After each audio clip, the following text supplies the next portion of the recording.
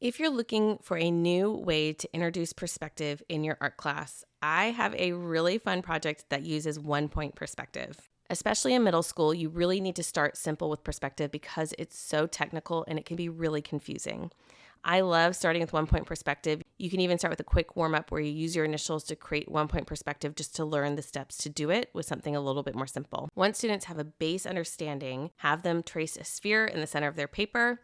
Then they're going to draw rectangles and squares around that sphere, overlapping the sphere and the space around the sphere. Then they're going to connect the corners to the vanishing point, which is going to be in the center of the sphere. After that, we're adding parallel lines to the bottoms of the buildings to create that space, erase the lines going to the vanishing point, and then we're adding doors and windows and details to these buildings. As the students are adding to their buildings, they're thinking about this alien planet that they've just created. They have this sphere, this is the planet, they have these buildings coming off of the surface of the planet. They need to think about the environment. They need to think about how the buildings relate to that environment. If it's a water planet that's full of water, they're going to need some tall skyscrapers to house all those people.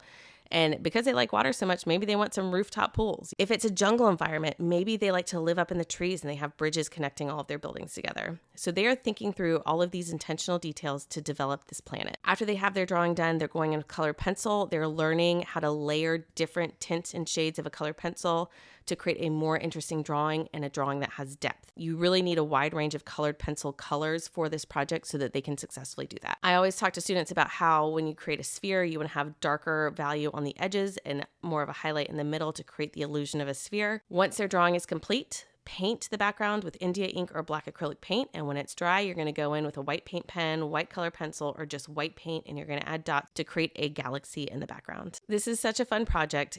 Even though it's teaching something that is more technical and can be more difficult for students to understand, you're putting a really fun spin on it. You're giving your students the freedom to explore things that interest them. They're creating a one-of-a-kind alien planet. I love this project for middle school, but I think it could also be fun in an interlevel high school class as just a warm-up perspective activity. If you try it, please let me know. I'd love to see what alien planets your students create. Have fun and happy art making.